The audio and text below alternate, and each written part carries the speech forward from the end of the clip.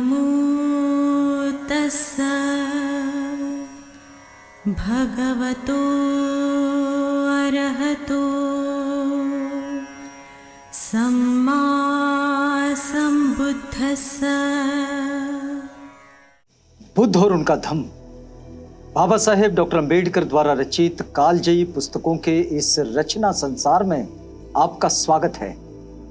आप जानते हैं कि इस समय हम लोग बाबा साहेब डॉक्टर अंबेडकर द्वारा मूल रूप से अंग्रेजी में रचित ग्रंथ द बुद्ध एंड हिज धम्मा, इसका ये हिंदी अनुवाद आप तक पहुंचा रहे हैं। और ये जो हिंदी अनुवाद है, ये हिंदी अनुवाद डॉक्टर भदंत आनंद कौशल्यायन जी का है। तो आइए इस कड़ी में आगे बढ़ते हैं। हमेशा की तरह आपको याद दिला देते हैं कि ये बुद्ध और उनका धम्म इस ग्रंथ के चतुर्थ कांड का चौथा भाग है। और इस भाग में बाबा साहेब ये एक 5वां अध्याय चौथे भाग में उसका एक छोटा सा शीर्षक बाबा साहेब लिखते हैं और आगे बढ़ते हैं। लिखते हैं कि सन्मार्ग पर चलने के लिए साथी की प्रतीक्षा अनावश्यक। शीर्षक में ही अपने आप में बाबा साहेब सबको ये इशारा दे रहे हैं कि कोई अच्छा काम यदि करना है तो इसके लिए किसी का इंतजार करने की कोई जरूरत नहीं, किसी साथी की प्रतीक्षा करने की जरूरत नहीं। अगर काम अच्छा है तो अकेले ही शुरू कर देना चाहिए। और ये अकेला जब चलता रहता है और काम जब अच्छा होता है तो निश्चित रूप से वहां कारवां बन ही जाता है। बाबा साहेब ने ये काम ऐसे ही शुरू किए और आप देख सकते हैं कि बाबा साहेब के प्रत्यक्ष रूप से आज ना होने के बावजूद आज उनके केवल विचार, उनका मार्गदर्शन है, लेकिन उनका कारवां ये बहुत बड़ा है। और सिर्फ देश में ही नहीं, देश से बाहर भी बाबा साहेब के विचारों के साथ जुड़े लोग एक कारवां के रूप में चल रहे हैं। तो देखिए कि बाबा साहेब का अपना स्वयं का उदाहरण है, लेकिन तथागत बुद्ध की शिक्षाओं के द्वारा वे इस बात को आगे बढ़ाते हैं। लिखते हैं बाबा साहेब कि जिस प्रकार हाथी युद्ध में बाण से घिरे हुए तीरों को सहन करता है, यदि युद्ध में कोई हाथी होता है तो वो ये नहीं देखता कि किस तरफ से तीर आ रहे हैं, बस तीर चलते रहते हैं और हाथी अपना काम करता रहता है। तो वो तीरों से डरता नहीं है, रुकता नहीं है, बस वो अपने काम में लगा रहता है। तो युद्ध में जो हाथी होता है घिरा हुआ, वो हाथी बाण से गिरते हुए तीरों को सहन करता है। उसी प्रकार मुझे दुष्टों के दुर्वचनों को सहन करना चाहिए। हर एक के लिए, प्रत्येक के लिए यह बात आती है कि हमने जो दुष्टों के दुर्वचन हैं उन्हें सहन करते रहना चाहिए, क्योंकि संसार में दुष्शीलों की कोई कमी नहीं है। बुद्ध वचन क्या कहता है कि संसार में दुष्शीलों की कोई कमी नहीं है, इसलिए दुष्ट वचन तो चलते ही रहेंगे। लोग तो रुकावटें पैदा करने वाले मिलते ही रहेंगे और रुकावटें होती ही रहेगी, आती ही रहेगी। इस पर सोचने की जरूरत नहीं है। अपना उद्देश्य अगर स्पष्ट है, अपना उद्देश्य अगर सही है, तो बस चलते रहिए, अपना काम करते रहिए। फिर आगे लिखते हैं बाबा साहेब कि जो हाथी शांत दांत होता है उसी को युद्ध में ले जाया जाता है। जो हाथी शांत और दांत होता है उसे ही युद्ध में ले जाया जाता है। जो हाथी शांत दांत है उसी पर राजा चढ़ता है। कोई मदमस्त हाथी के ऊपर राजा नहीं चढ़ता। जो शांत होता है हाथी, जिसकी चाल बिल्कुल ठहरी हुई है, बस उसी पर राजा बैठता चढ़ता है। और इसलिए प्राणियों में वह शांत दांत व्यक्ति ही सर्वश्रेष्ठ है, जिसे कोई कटु वचन विचलित नहीं करता। ऐसे लोग बहुत थोड़े होते हैं, लेकिन ये जो लोग होते हैं जिनको कोई भी कटु वचन किसी भी तरह से विचलित नहीं करता, बस वे ही क्षमतावान होते हैं, वे ही बलवान होते हैं, क्योंकि वो किसी के रोकने से रुकते नहीं, किसी की टीकाओं से, किसी की टिप्पणियों से उन्हें कोई फर्क नहीं पड़ता, लेकिन वे अपने उद्देश्य के प्रति बहुत ज्यादा स्पष्ट होते हैं। तो अपने उद्देश्य के प्रति स्पष्ट होना चाहिए, और फिर चाहे लोग जो कहें उसके लिए रुकना नहीं चाहिए। अब देखिए आगे लिखते हैं बाबा साहेब कि शिक्षित खच्चर अच्छा होता है। खच्चर जो शिक्षित होता है अच्छा होता है, और सिंधु का जो शिक्षित और श्रेष्ठ अश्व है, सिंध प्रदेश में जो शिक्षित और श्रेष्ठ घोड़े हैं वो भी अच्छे होते हैं, और शिक्षित बल संपन्न हाथी वो भी अच्छा होता है। तो शिक्षा मतलब प्रशिक्षण ये ज्यादा जरूरी है। बिना प्रशिक्षण के कुछ नहीं होता, और इसलिए प्रशिक्षण ये तथागत के श्रावकों के लिए अनिवार्य हुआ करता था, और वो आज भी है। आज भी हम जो पूरी दुनिया में तथागत बुद्ध के श्रावक देखते हैं, जो तथागत बुद्ध के भिक्खु संघ के जो सदस्य होते हैं, वे प्रशिक्षित होते हैं।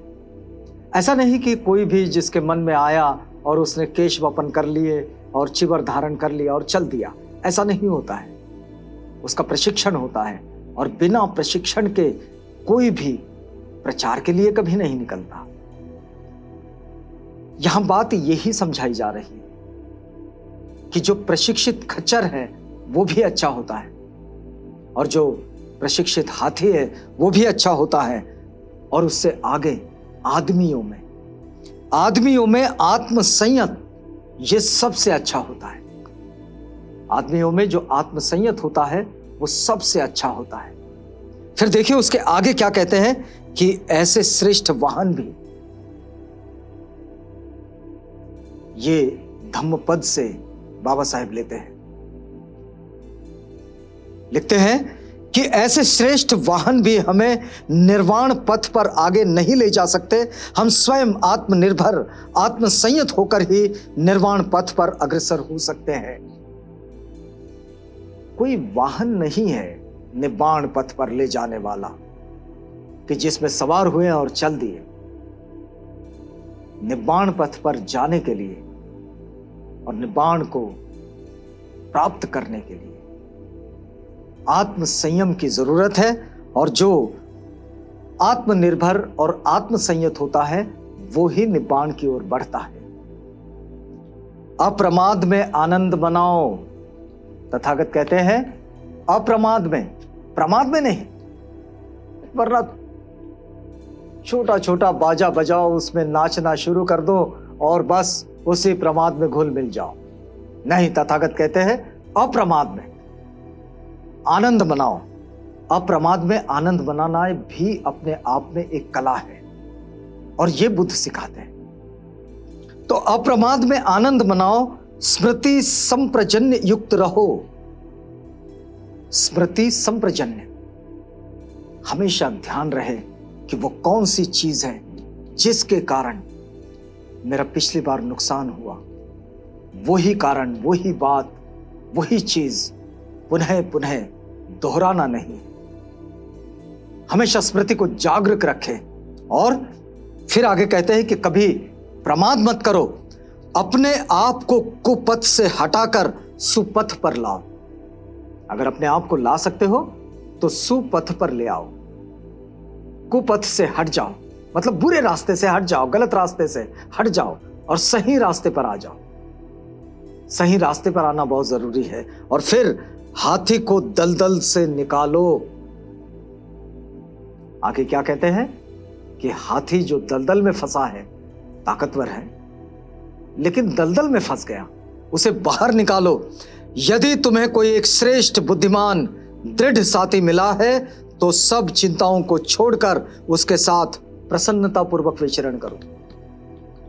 अगर तुम्हें कोई एक भी साथी मिला है, लेकिन यदि वो श्रेष्ठ है, यदि वो बुद्धिमान है और वो दृढ़ है अच्छाई के प्रति, सदाचरण के प्रति अगर वो दृढ़ है, बुद्धिमान है, कृत संकल्प है, दृढ़ संकल्प है और श्रेष्ठ है, तो बस सब कुछ छोड़ दो और उसके साथ प्रसन्नता पूर्वक चल दो, क्योंकि उसके साथ चलोगे तो निश्चित रूप से जीवन के बेहतरी की ओर चल पड़ोगे, क्योंकि वो श्रेष्ठ भी है, बुद्धिमान भी है और दृढ़ है। उसकी दृढ़ता जो है, उस दृढ़ता के साथ अगर तुम उसको लेकर चलोगे, तुम उसके साथी बन जाओगे, तो निश्चित रूप से तुम्हारा जीवन बेहतर हो जाएगा, ये तथागत कहते हैं। फिर आगे देखिए वे क्या कहते हैं कि यदि कोई श्रेष्ठ बुद्धिमान साथी नहीं मिला, कई बार ऐसा होता है कि श्रेष्ठ और बुद्धिमान साथी नहीं मिला, तो जिस प्रकार राजा अपने विजित प्रदेश को छोड़कर जंगल में अकेले विचरने वाले हाथी की तरह अकेला चल देता है, बस उसी प्रकार अकेले विचरण करो। यदि कोई सही व्यक्ति नहीं मिला साथ चलने के लिए, तो गलत आदमी के साथ मत चलो। गलत के साथ चलोगे तो धोखा ही पाओगे, कोई ना कोई गलत ही तुम्हारे सामने परिणाम आ सकता है। और इसलिए तथागत कहते हैं कि यदि कोई श्रेष्ठ साथी नहीं मिला, यदि कोई बुद्धिमान साथी नहीं मिला, वो साथी जो मिला वो दृढ़ नहीं है, तो बस उसे छोड़ दो, अकेले ही चल दो सारा जीवन। फिर आगे देखिए, अकेला रहना अच्छा है। तथागत कहते हैं अकेला रहना अच्छा है, मूर्खों का साथ हो ही नहीं सकता। मूर्खों के साथ अगर चल दोगे तो उसका कोई मतलब नहीं निकलेगा, क्योंकि मूर्खों का साथ हो ही नहीं सकता। अकेला रहें, कोई पाप कर्म ना करें, अल्पेच्छ रहे, अपनी इच्छाएं जो हैं उनको सीमित बना ले, छोटी छोटी इच्छाएं, और एकांत में रहे, जैसे जंगल में बल संपन्न हाथी। जैसे जंगल में बल संपन्न हाथी जो होता है वो अकेला रह जाता है, लेकिन अपना जीवन बेहतर निकाल लेता है। अगर तुम्हें कोई सही साथी ना मिले तो अकेले जीवन यापन कर लें, बुद्ध वचन कहता है ये। अब यहां हमें रुकना होगा, क्योंकि यहां ये वक्त पूरा होता है। तो इसी बात को आगे बढ़ाएंगे हम जब कल अगली कड़ी में आपसे मिलेंगे। तो तब तक के लिए हमें इजाजत दीजिएगा।